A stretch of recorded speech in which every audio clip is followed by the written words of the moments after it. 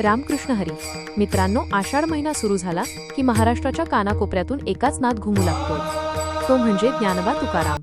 लाखो पावले एकाच दिशेने चालू लागतात आणि ती दिशा असते आपल्या विठुरायाच्या पंढरीची. ऊन, पाऊस, वारा कशाचीही तमा न बाळगता वारी चालत असते.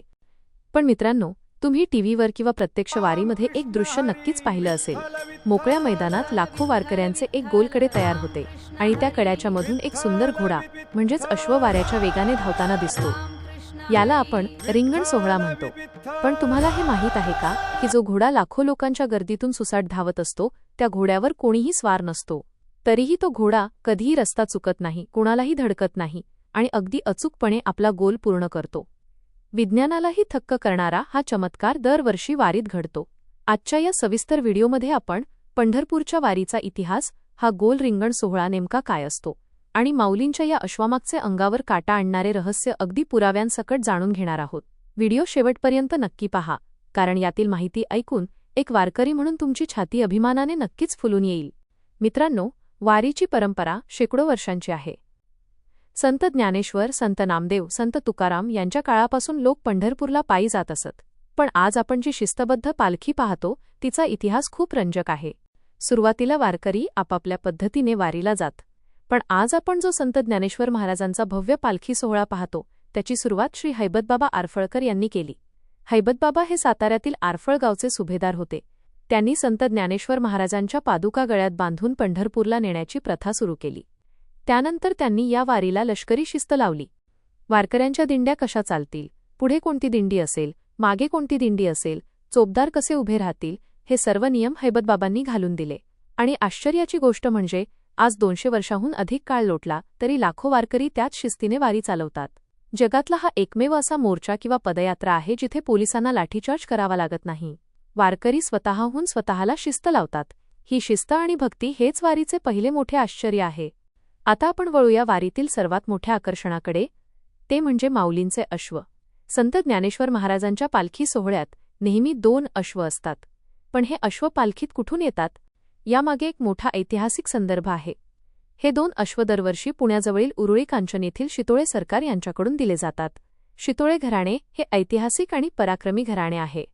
जेव्हा हैबतबाबांनी पालखी सोहळा सुरू केला तेव्हा शितोळे सरकारने या सोहळ्याला राजाश्रय दिला आणि पालखीच्या दिमतीला 2 उमदे घोडे, तंबू आणि इतर लवाजमा देण्याची प्रथा सुरू केली. तीच प्रथा शितोळे घराणे आजही अत्यंत श्रद्धेने पाळत आहे. या 2 घोड्यांपैकी एका घोड्यावर शितोळे सरकारांचा प्रतिनिधी बसलेला असतो, पण दुसरा घोडा मात्र पूर्णपणे रिकामा असतो. या रिकाम्या घोड्यावर एक जरीपटका आणि चांदीचे अलंकार असतात, पण कोणीही माणूस त्यावर बसत नाही. या रिकाम्या घोड्यालाच माऊलींचा अश्व म्हटले जाते.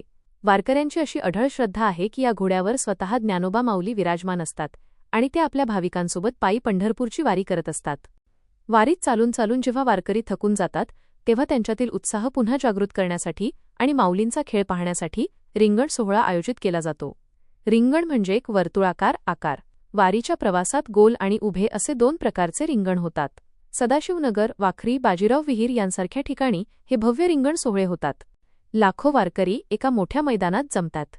हातात भगव्या पताका घेतलेले वारकरी एका प्रचंड मोठ्या गोलाकार आकारात उभे राहतात. मध्यभागी मोकळी जागा असते. कोणतीही दोरी नाही, कोणतेही कुंपण नाही. फक्त चोपदाराने दंड उंचावला की लाखो लोक एका सेकंदात शांत होतात आणि मागे सरकून रस्ता मोकळा करतात. रिंगणाच्या मध्यभागी माऊलींची पालखी ठेवली जाते. पताकाधारी वारकरी, तुळशी वृंदावन घेतलेल्या महिला या मैदानात धावून रिंगण पूर्ण करतात. फुगड्या खेळल्या जातात. टाळ मृदंगाचा गजर शिखराला पोचतो. वातावरण एका वेगळ्याच आध्यात्मिक ऊर्जेने भरून जाते. आणि मग वेळ येते ती या सोहळ्यातील सर्वात मोठ्या चमत्काराची. सर्व वारकरी श्वास रोखून वाट पाहत असतात. लाखो डोळे एकाच दिशेने लागलेले असतात. टाळांचा आवाज शिगेला पोचतो आणि अचानक गर्दीतून ते 2 अश्व मैदानात प्रवेश करतात.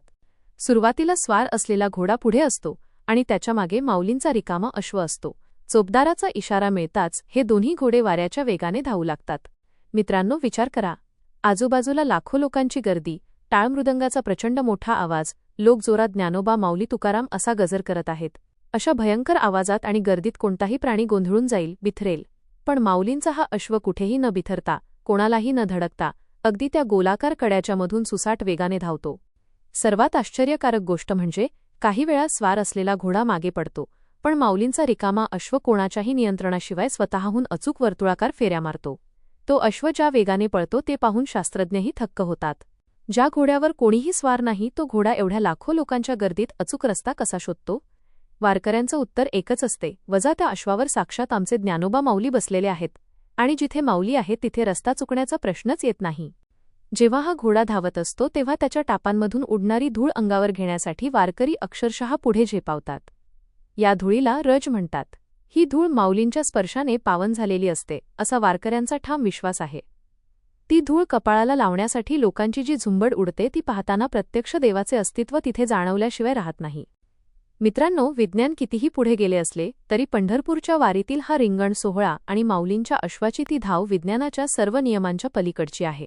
हा चमत्कार डोळ्यांनी पाहणे आणि तो अनुभवणे हे प्रत्येक वारकऱ्यासाठी आयुष्यातील सर्वात मोठे भाग्य असते. वारी ही फक्त एक पदयात्रा नाही तर ती महाराष्ट्राची संस्कृती आहे, तो एक जिवंत इतिहास आहे. जोपर्यंत या भूतलावर चंद्र आणि सूर्य आहेत तोपर्यंत हा टाळमृदंगाचा गजर आणि माऊलींच्या अश्वाची ही धाव अशीच अविरत सुरू राहील. जर तुम्हाला हा व्हिडिओ पाहताना खरंच अंगावर काटा आला असेल आणि विठू माऊलीची आठवण आली असेल तर हा व्हिडिओ प्रत्येक महाराष्ट्रीयन आणि प्रत्येक वारकऱ्यापर्यंत नक्की पोहोचवा. व्हिडिओला लाईक करा आणि चॅनलला सबस्क्राईब करायला विसरू नका. कमेंटमध्ये अगदी मनापासून आणि श्रद्धेने लिहा, पुंडलिक वरदे हरी विठ्ठल, श्री ज्ञानदेव तुकाराम. पंढरीनाथ महाराज.